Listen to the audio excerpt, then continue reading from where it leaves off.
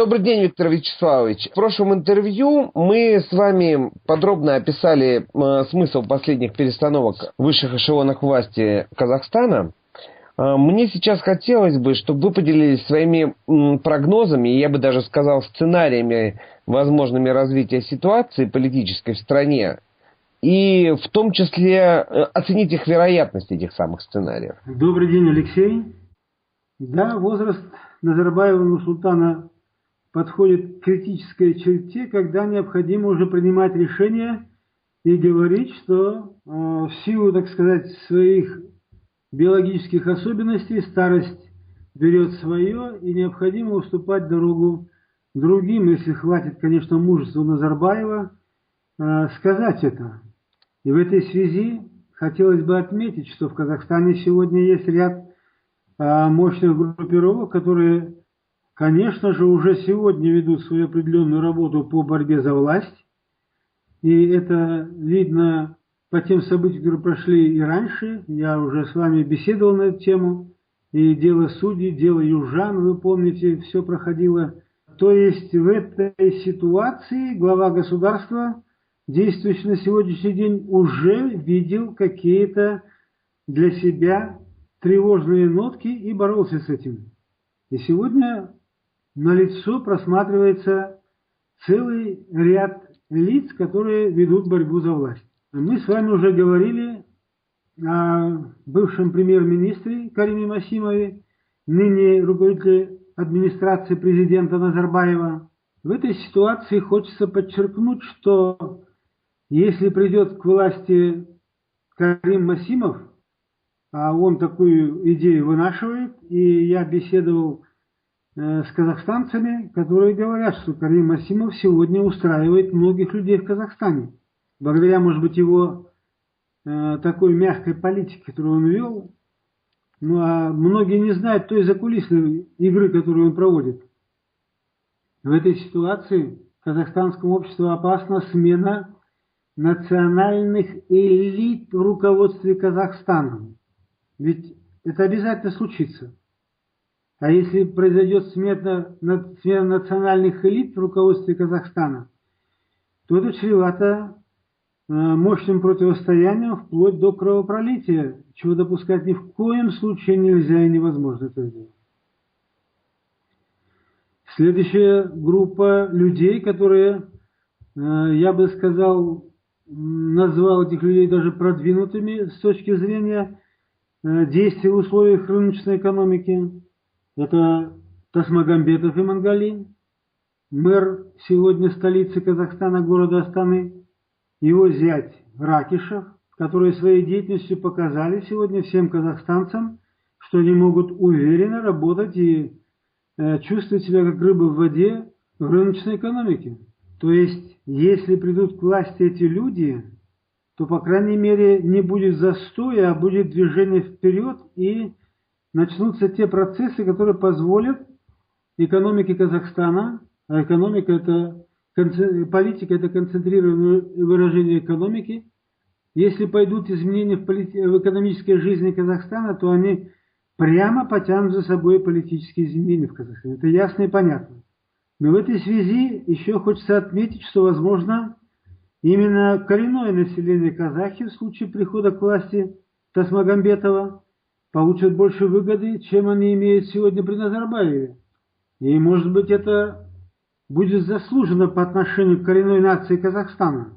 Рядом с Тасмагамбетовым ходят еще ряд рыночников, которые тоже показали сегодня себя. Жумашев Сержан, который является родственником Тасмагамбетова, который построил отель Ритц-Картон в Москве и очень хорошо продал ее Назарбаеву. То есть второй вариант, связанный с Тасмагамбетовым, его группой и его окружением, которые будут заниматься этими вопросами.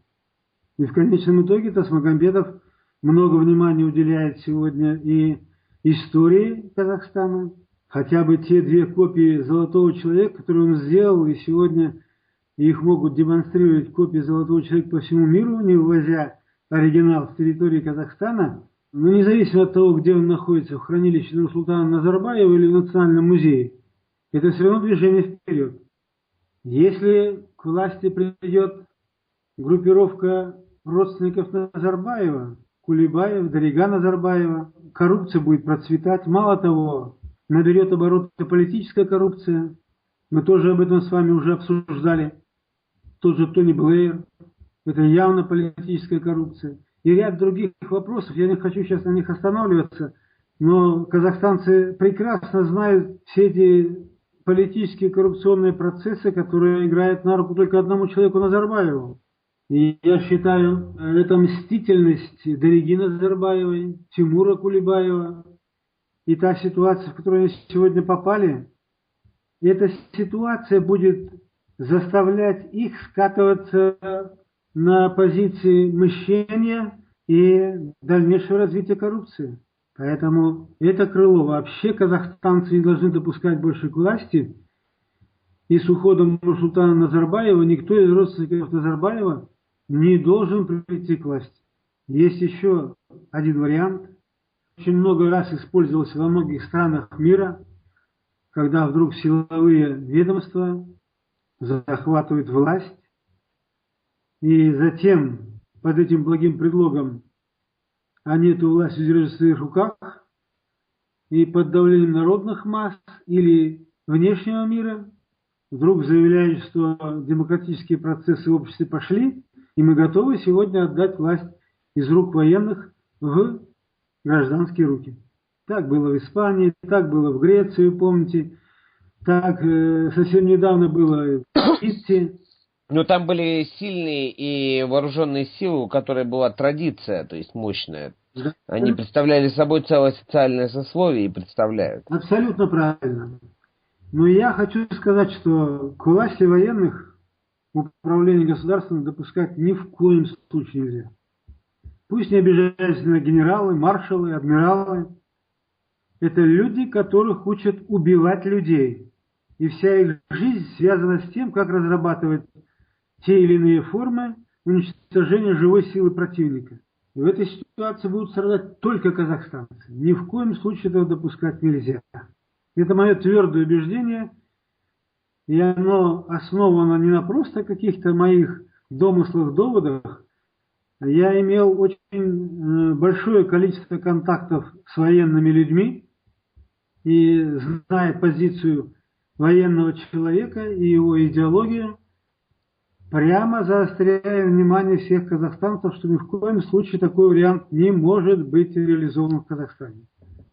И следующий вопрос, который стоит перед обществом Казахстана, самое главное, это развитие демократических процессов, создание институтов гражданского общества. То, что является ключевым, основополагающим в любом обществе. Но так уж получилось, что Назарбаев, очень мощно проведя свою, так сказать, политику и пропаганду, обманул казахстанский народ.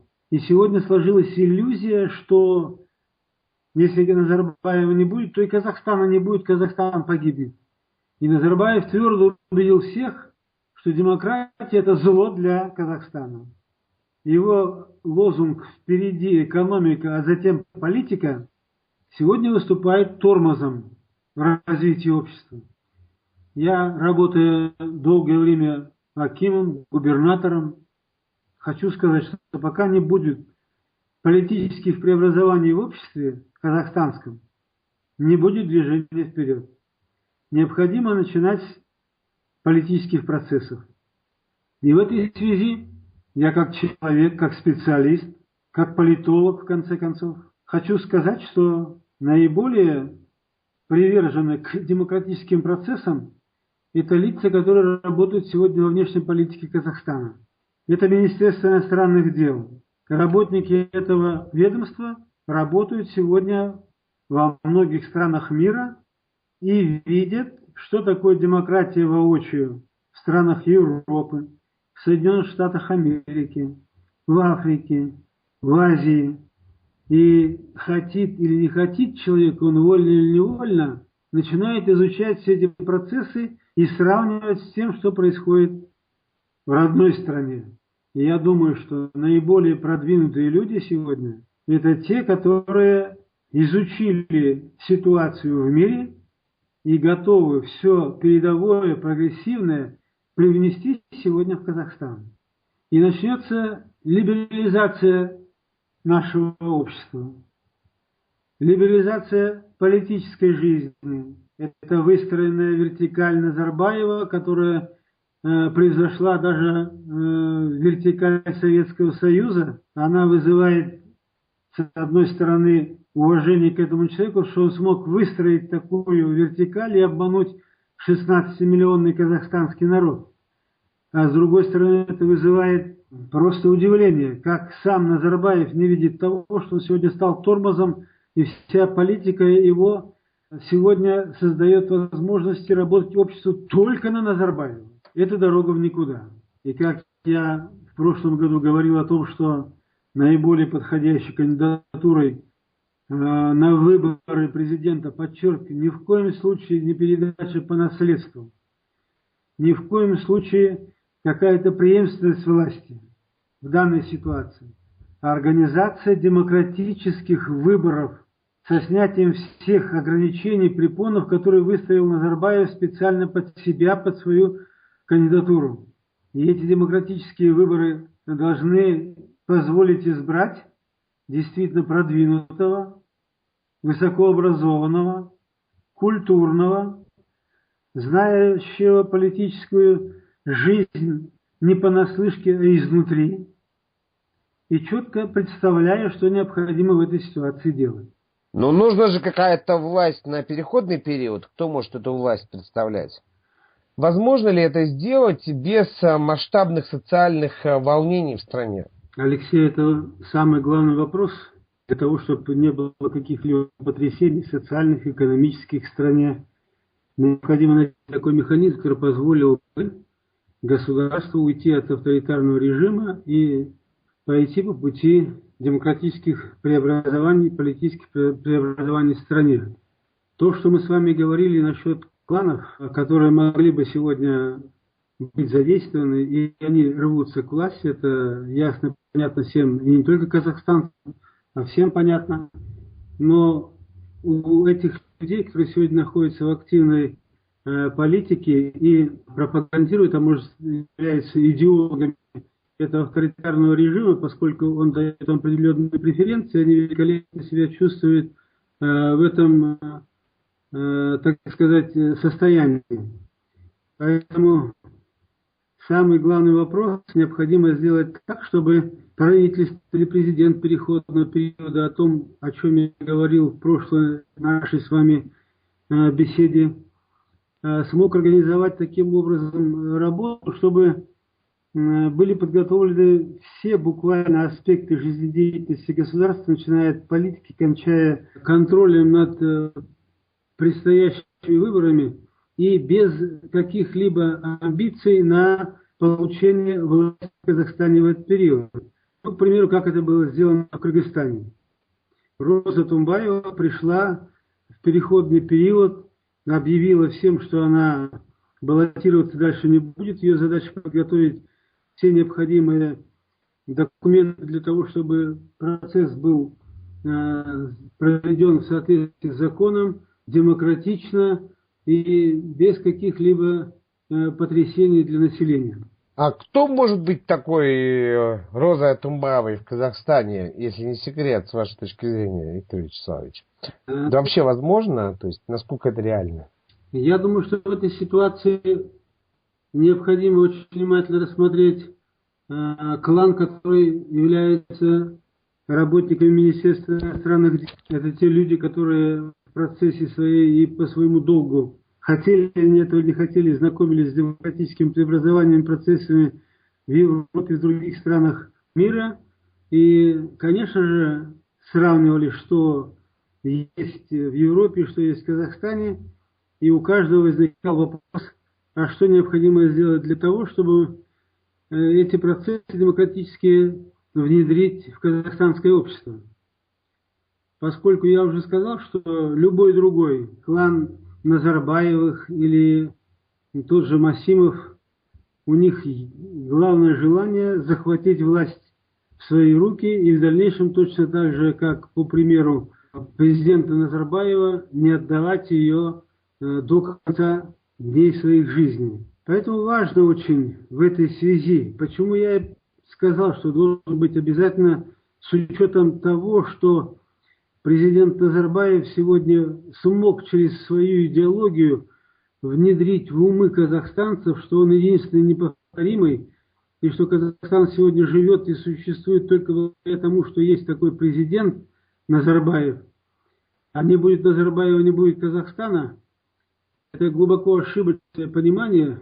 Если в Казахстане, я уж, так сказать, подыграл, что ли, в какой-то мере господину Назарбаеву, сказав, что если уж не получается, и вы никого не видите из казахов, казахстанцев, достойной фигуры, которая могла бы возглавить Казахстан и повести демократические преобразования законным путем, то тогда отказаться от ненужного дорогостоящего контракта с Тони Блэйром, советника, а нанять какого-то руководителя, который имеет опыт работы и вывода государств из соответствующей ситуации.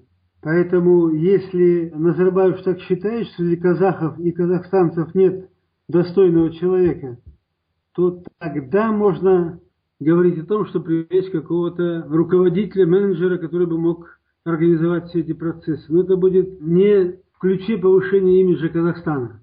Поэтому я склоняюсь к тому, что люди, которые четко понимают и отдают себе отчет в том, что необходимо сделать переход к руководителю Казахстана от авторитарного режима к демократическому режиму Казахстана без каких-либо социальных потрясений. Хочу еще раз остановиться. Если придет к власти клан Назарбаевых, то потрясения неизбежны.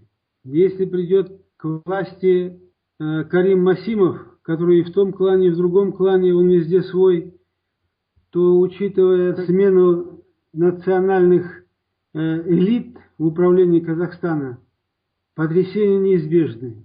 И тот и другой клан ставить будут себе задачу захвата власти и дальнейшее пребывание бессрочно у власти в Казахстане.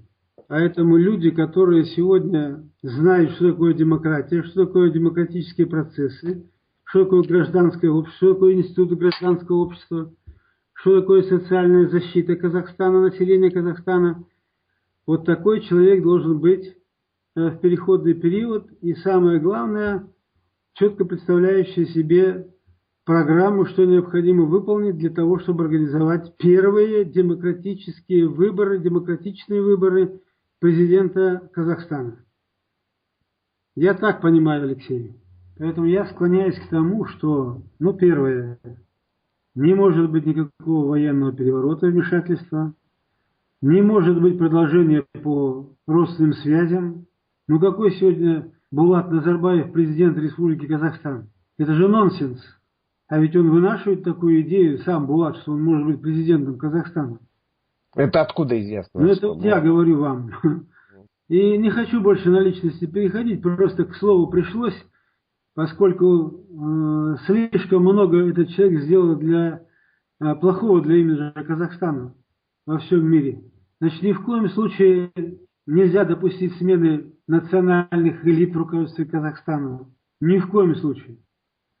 Не могут быть казахи вновь изгоями, как это было раньше.